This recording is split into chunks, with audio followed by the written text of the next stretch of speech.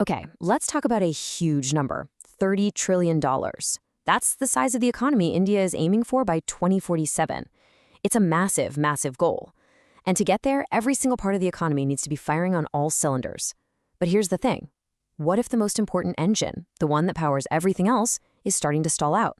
Yeah, we're talking about the banking sector. Let's get into it. So this huge ambition has a name, right? It's called Viksit Bharat.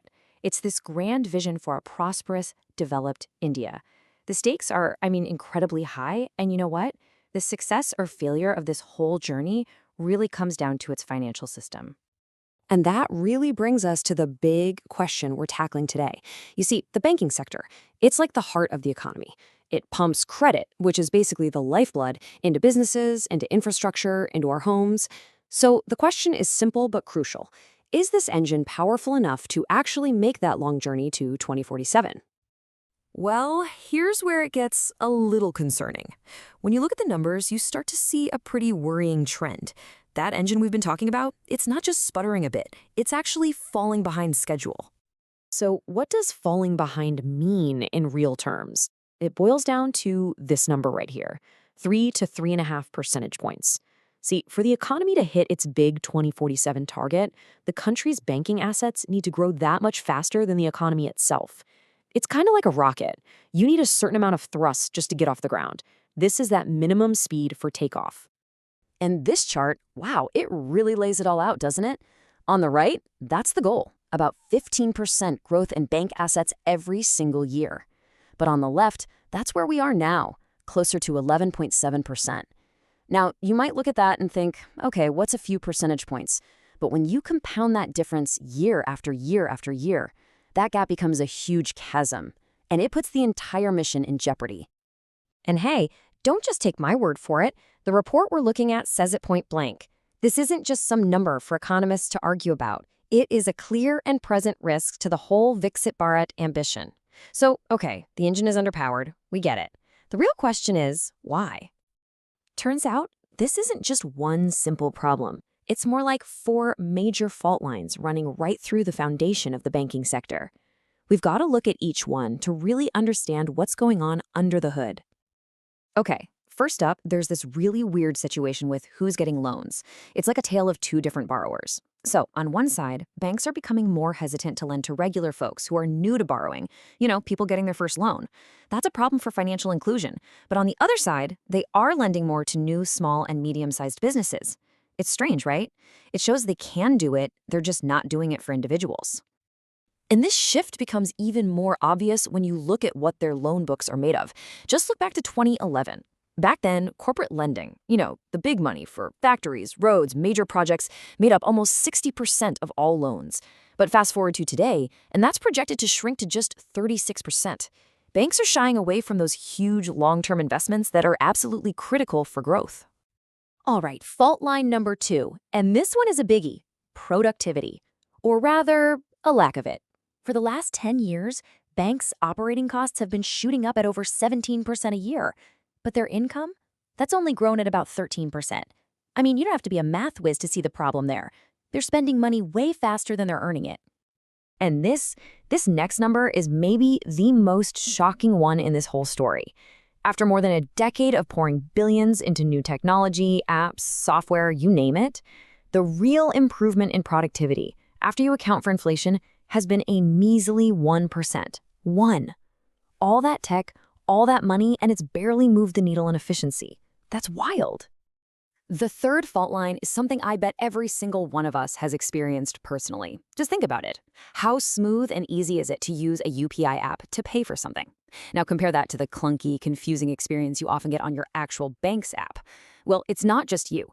A crazy 90% of customers say their bank's app just doesn't get them. It doesn't understand their needs. It doesn't offer anything useful or personal. There's a huge gap there. And last but not least, the fourth fault line. The world has gotten a lot more complicated, and banks are facing a whole new set of risks. We're not just talking about the classic, will this person pay back their loan anymore? Now we're talking about things like climate change, with a huge chunk of loans in vulnerable areas. We're talking about constant cybersecurity threats, sophisticated digital fraud, and of course, geopolitical chaos. The old risk playbook, it's just not going to cut it anymore. Okay, so 4 fault lines, a growth gap. It all sounds pretty grim, right? But here's the twist in the story. It's not all bad news.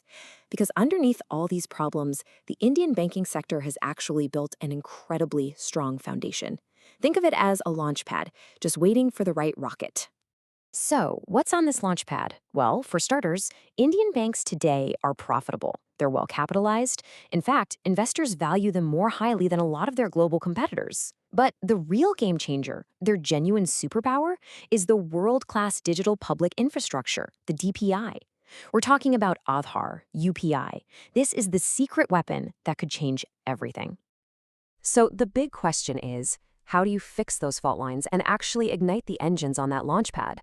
Well, the report lays out a really clear blueprint, and it's all about pushing forward and conquering 4 new frontiers in banking.